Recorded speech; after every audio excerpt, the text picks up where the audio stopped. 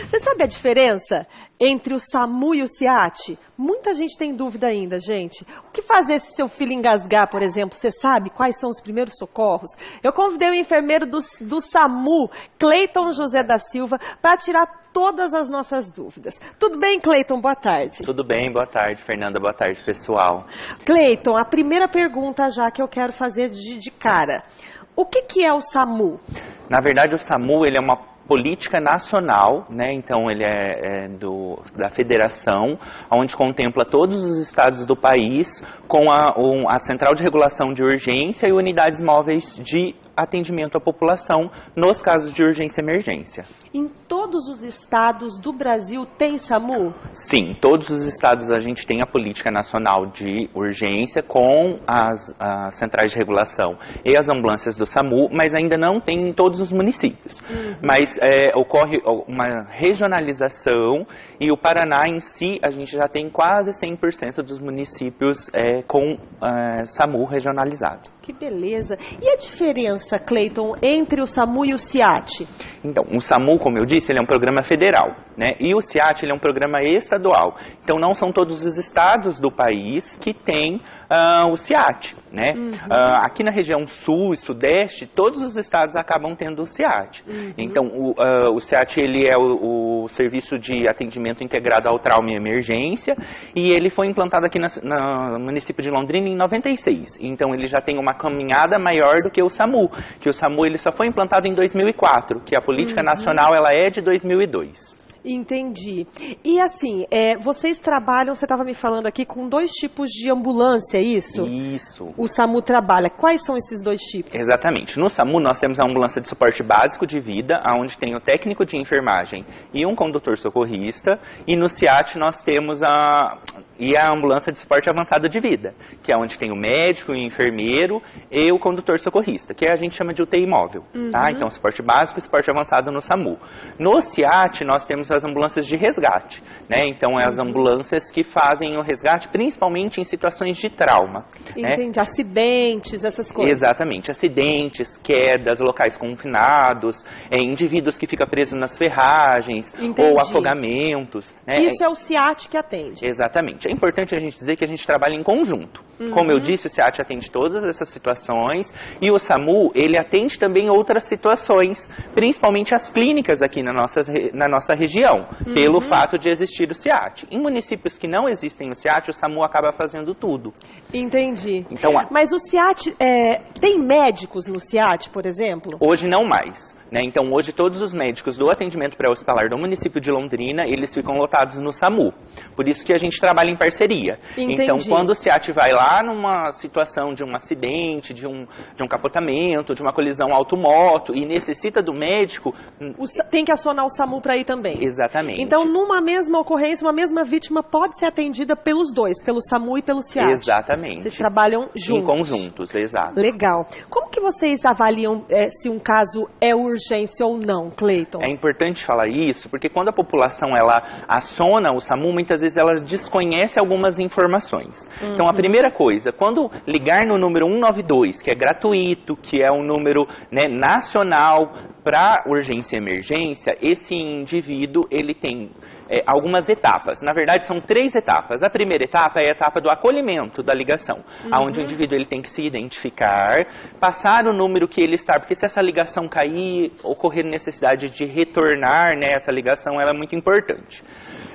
Nesse momento também vai passar a queixa. Então, igual o tema que nós vamos falar hoje, do engasgo. Então, meu filho está engasgado. Então, essa é a primeira coisa que vai gerar a ocorrência. Entendi. E é muito importante também passar o endereço com um ponto de referência. Porque, às vezes, a população fala assim, é lá na frente do bar do seu Zé.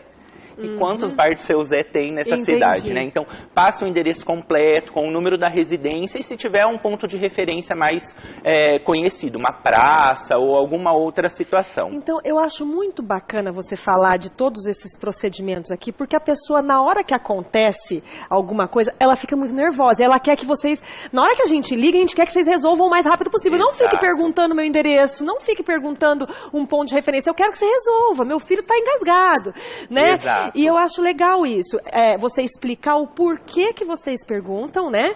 Endereço, caso caia a ligação, eles precisam saber, gente, do telefone que vocês estão ligando, até para retornar. Exato. Né? Muito legal você explicar. E é importante porque só de ligar não tem como a ambulância chegar no local. Sim, né? Então, com o endereço, então essa é a primeira etapa, a queixa, né? Qual a situação, a queixa e o endereço com o ponto de referência. Aí vai para a segunda etapa. Tá. Essa é muito importante que o indivíduo ele ocorra até a segunda etapa, porque é no momento que ele vai falar com o médico regulador, que é ele que vai definir o critério de urgência ou não e qual o tipo de ambulância que vai. Entendi. Então, toda ligação para o número 192 do SAMU, o médico regulador vai falar com o solicitante. E não é esse médico que vai lá no local atender? Porque às vezes a pessoa tá com o médico na linha e ela fala, às vezes ela tá com pressa de desligar logo. Vai, doutor, vem logo, não fica falando comigo por telefone, vem socorrer meu filho. Exatamente. Hoje em Londrina nós temos o médico regulador, que ele fica na central de regulação, e o médico intervencionista. Então, que é o que se desloca. Que é o que fica na ambulância, exatamente. Perfeito. Nós temos 2 profissionais. Em casos de extrema emergência, em de situações de calamidades, de catástrofe, o médico da regulação, em algumas situações, ele acaba saindo também quando necessário. Tá, funciona todos os dias, 24 horas o SAMU? Todos os dias, 24 horas. Sábado, domingo, feriado, tudo? Sábado, domingo, feriado, para todos os tipos de ocorrência. Então a gente fala que o SAMU ele atende emergências clínicas, traumáticas, cirúrgicas, obstétricas, pediátricas, psiquiátricas. E em qualquer lugar? Local de trabalho, no meio da rua, dentro da residência, em qualquer lugar o SAMU vai? Em qualquer local, exatamente, em qualquer local. Residências, locais de trabalho, na rua. O que é muito importante reforçar, Fernanda, quando acionar o SAMU está próximo da vítima, do paciente. Tá, falando nisso, pode continuar. Por quê? Porque às vezes eu tô ligando para um indivíduo que está uma quadra longe de mim. Às vezes o cara só está dormindo. Entendi. Ou às vezes não é uma emergência. Então a gente precisa estar próximo, porque o médico vai fazer alguns questionamentos e eu preciso estar vendo o paciente para ver se ele respira, se ele responde. Vamos fazer uma simulação então? Pode ser, Cleiton? Você trouxe o bebezinho? Eu trouxe o bebê de reanimação aqui. Eu quero fazer uma simulação com você, tá? Como se eu tivesse ligando pro SAMU. Eu vou ficar de costas pra você, pra eu não ver os seus gestos. Tá bom. Pode ser? Pode ser, combinado. Então você vai me instruir por telefone pra eu salvar o meu filho, tá? Então, tô ligando. Você atendeu. Vai lá, Cleiton. Tá. Primeira coisa, então, a gente vai perguntar o seu nome, então, Fernanda, e o que tá acontecendo, Fernanda? Tá. Minha filha tá engasgada, eu preciso salvar ela, tá mole, ela tá desmaiada. Então, nesse momento, a gente vai questionar o seu endereço completo.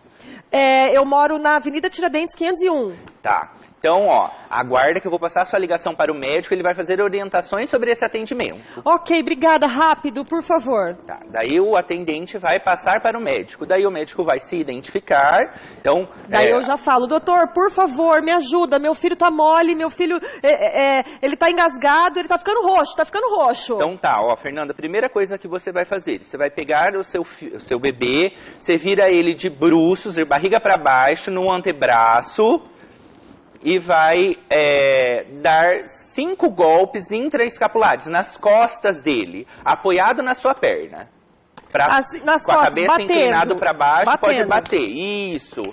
Isso, muito bem. 5 vezes. 5. Aí, depois das 5, você vai segurar na cabeça, vai rolar no seu outro antebraço e fazer 5 compressões no meio do peito, entre os mamilos.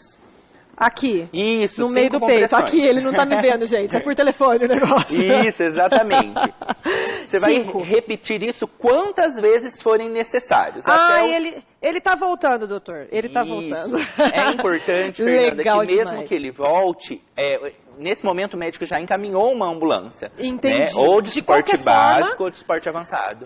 Ela não precisa, a mãe ou o pai, no caso, que está com a vítima, não precisa ficar desesperada que um médico está sendo deslocado até o local. Exatamente. O médico ele vai determinar se é uma ambulância de suporte básico ou suporte avançado. Perfeito, Cleiton. Adorei. Muito obrigada pelos seus esclarecimentos, viu? Obrigada mesmo. Imagina. Um beijo para todo o pessoal lá do SAMU. Pode deixar. Tá bom? Muito obrigado.